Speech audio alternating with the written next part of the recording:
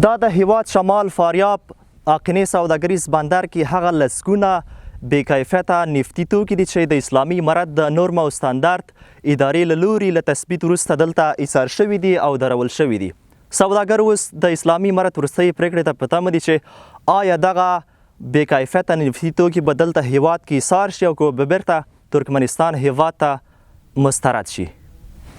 د هیواد په شمال زون کې د فاریاب ولایت په اقینې سوداګریز بندر کې اتیا ټانکره واګونه بې کیفیته تیل او نفتي توکي ایثار ولاړ دي.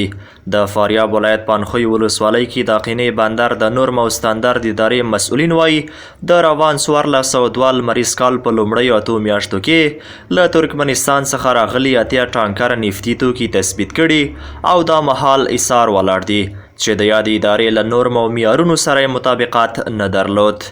د یاد بندر د نورم او ستاندارد ادارې امیر محمد عارف عرفان په دې اړه وایي چې بې کیفیته تیلو ته اجازه نه ورکوي چې هیواد ته وارد شي.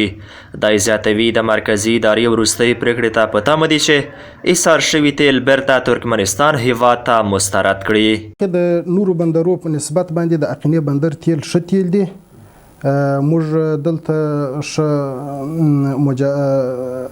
مسلکي انجنیران لرو چې هغه دغه تیلو تثبیت د کیفیت معلوموي، خو په مجموعه کې دغه د اقینې بندر باندې کم د ترکمنستان تیل چې واردېږي 80% یې ښه دي. په 20% چې خراب راځي یا بې کیفیت راځي هغه موږ درولي دي، اجازه هم نه ده ورکړې چې ملک ته داخل سي. اقینې بندر کې تقریبا موږ اوس 80 ټانکره او واګونه تیل بې کیفیته لرو، خو دغه تیلو هغه راپور موږ مرکز ته لیږلی دی چې هغه په دې باندې تصمیم ونیسي د مستردۍ لپاره. دغه راز د یاد بندر د نورم او ستاندارد ادارې امیر محمد عارف عرفان روان کال کې د 80% عوایدو د زیاتوالي خبر ورکوي او وایي چې د نورو کلونو په پرتله تیر 1401 لمریز کال کې 300 میلیونه افغانۍ عواید له اقینې بندر څخه ترلاسه کړي دي. موږ د ترکمنستان هیواد سره ښه ګاونډیتوب غواړو او غواړو چې زموږ یو د بل دغه تجارت زیات سي، نو کله چې زموږ د دوی اړیکې سره برابر وي انشاءالله تجارت به هم ډیر وي. موږ خپل ولس ته اطمینان ورکوو چې د کیفیت په برخه کې 80% شفافیت راغلی دی او دغه فیصدي به نور هم لوړیږي. اوس هم زموږ لابراتوارونه مجهز دي، غواړو تر دغه چې نور خپل لابراتوارونه مجهز کو او خپل ولس ته خپل ملت ته ښه تیل با کیفیت ته شي عرضه کو. تقریبا په 14 کال کې او د 1401 کال په پرتله باندې چې واخې 80% زموږ عواید ډیر شوي دي.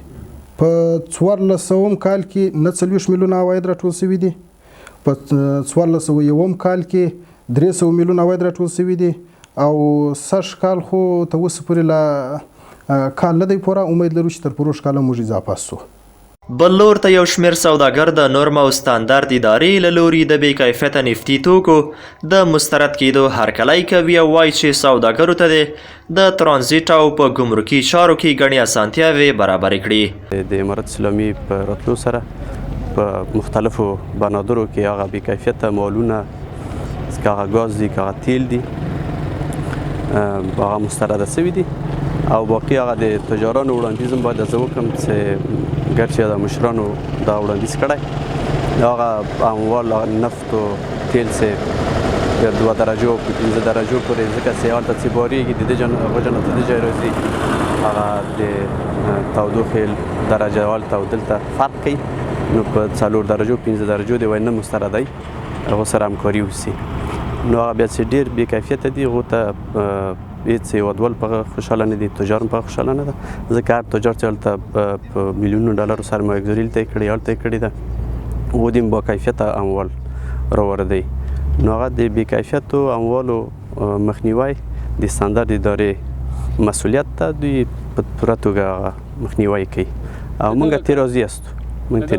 متاسفانه اینمیجه یک مشکل ما داریم در آقینه که مثلا یک موتر و یا 2 موتر، یک تانکر و یا 2 تانکر، یک واگن و یا 2 واگن اگر منفی بخوره اینمی زود حل نمیشه. اینمی خواهش ما از امارت اسلامی همی است که اینمی را موضوعش باید زودتر حل بکنن. در غیر از او تاجر متضرر میشه، تاجر در هر حالت متضرر است. یک جریمه چیز از توقف است و دیگه پول تاجر در اوجه بلاک میمونه. از او خاطر از ادارات زیربط نرم استاندارد بالخصوص جدا تقاضا داریم.